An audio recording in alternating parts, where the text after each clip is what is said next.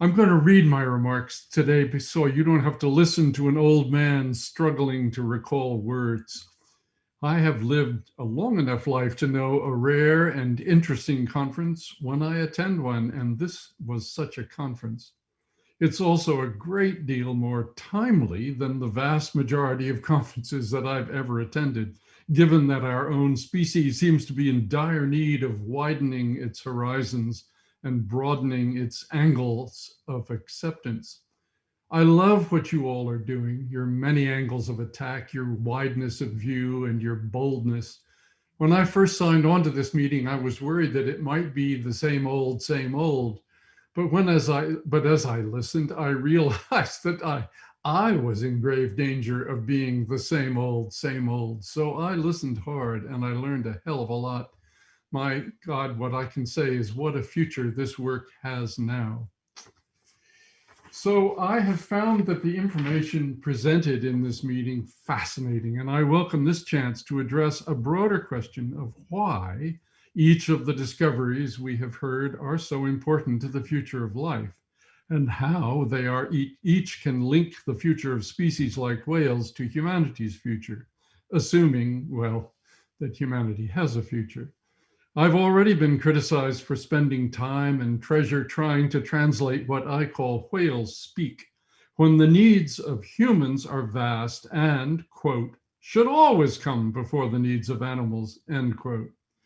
But the reason humanity finds itself in the present predicament is because we have always put the needs of humans before the needs of the rest of life. It is our fatal blindness, our lethal flaw. I believe that science may help us survive our folly. I'll start by looking at what science has to offer in the way of consequential discoveries. I don't mean the grooviest discoveries like E equals mc squared or plate tectonics or the structure of DNA or translating the human genome, all of those from the last 100 years. They all have major consequences, sure, but humans lived without knowing those truths for over 130,000 years. I'm looking for a discovery so consequential that if we don't respond to it, it may kill us all, graveyard dead. As I see it, the most consequential scientific discovery of the past 100 years is that every species depends on a suite of other species to keep the world habitable for it. And each of those species depends, in turn, on an overlapping but slightly different suite of species to keep their niche livable for them. But there's a problem. No one can name all of the essential supporting species. We do know that some of the most essential microscopic plants and animals are killing unintentional, that we are killing unintentionally by the trillions, but we know so little about them that they don't even have common names, just Latin names. Faced with such ignorance, our only rational course is to use every means possible, regardless of cost, to try to save all species, knowing that if we fail, we'll have no future. And I'm not talking about some fanciful, hoped for future where technology gallops in on a white horse to save the day. I'm talking about having no future, as in none. Game over, lights out. Many of humanity's most intractable problems are caused by keeping the other voiceless. The ultimate other, the most oppressed of all the voiceless, is non-humans. As with any massive injustice, the effects on the victors are as dire as they are on the vanquished. However, in this case, they are worse because we are extinguishing the life forms that keep the world habitable for us and for all life.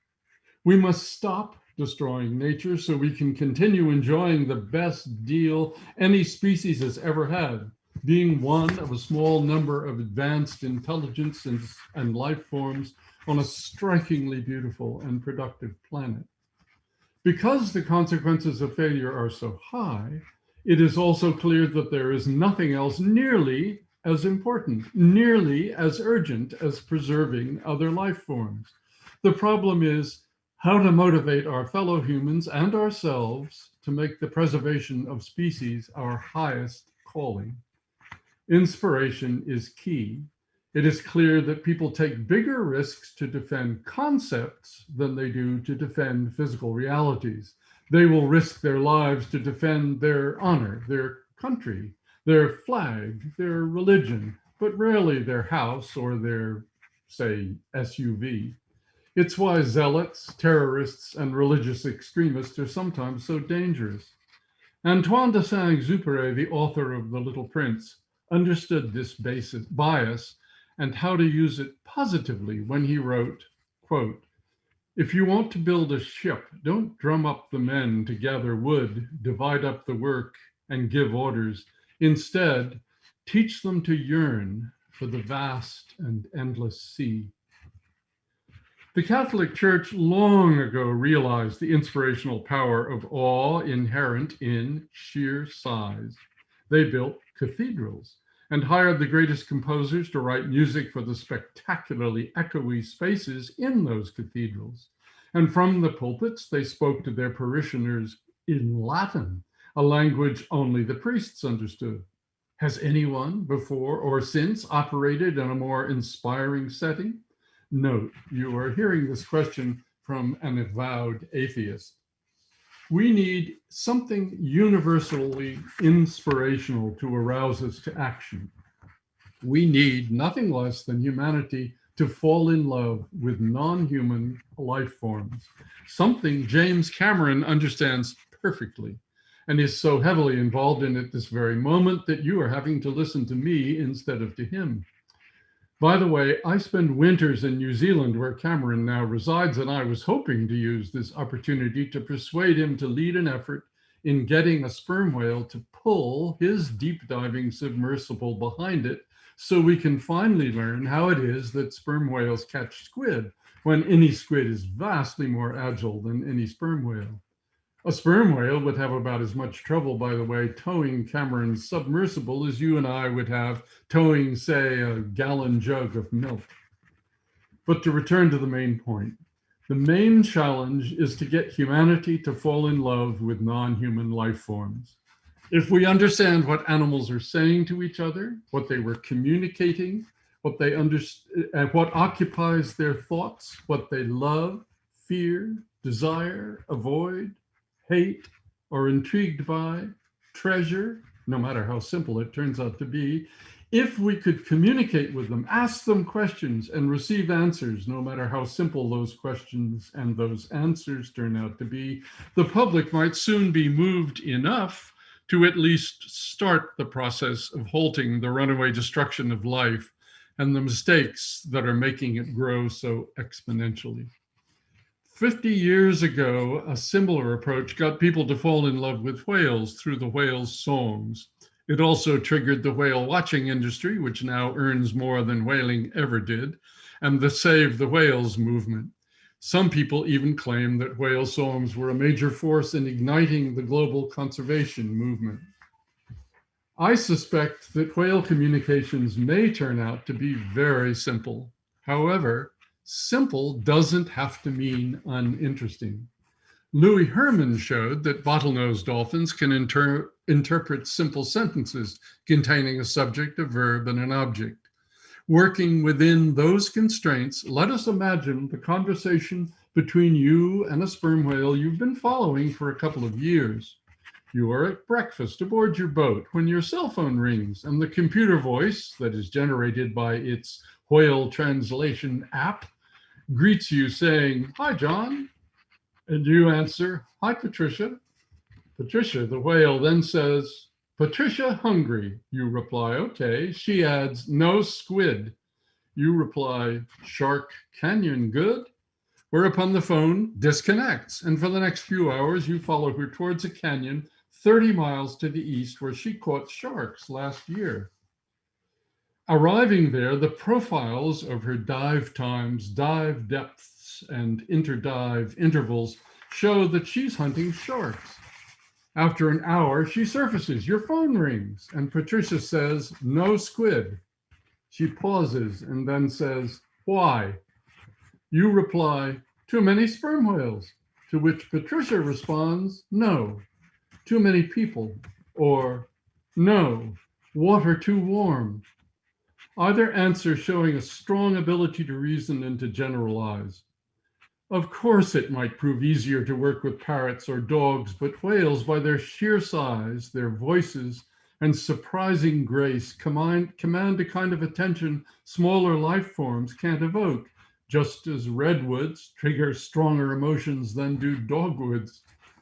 The magnificence of whales, like the magnificence of cathedrals, has a unique ability to infuse our attention with awe, just as awe-inspiring life forms like whales inspire and focus the human mind on the urgency of ceasing our destruction of the wild world. So here's my take-home message. Let us who believe in the value of communicating with non-human species such as whales work together. Keeping discoveries secret keeps discoveries small, keeps us small, keeps our field small, keeps our future small. Yes, it's true that competition is a powerful motivator, but cooperation is a stronger, longer motivator. Cooperation is how nature evolves fastest. Cooperation is how we can advance fastest. The COVID vaccines are just the most recent example of this. Working to allow non-human life forms to pursue healthy, undiminished lives is not some hippie tree hugger's platitude.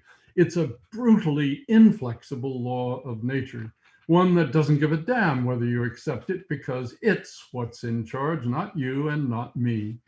We may not like it, but it is a truth we must accept if our descendants are to have even a small chance of survival. Although it is only in recent years that the importance of our universal interdependence with nature has been demonstrated scientifically, the supposition that it was probably true has been around for hundreds of years at least. You see it if you substitute one word in the John Donne poem, No Man is an Island, a poem I suspect we've all read or heard.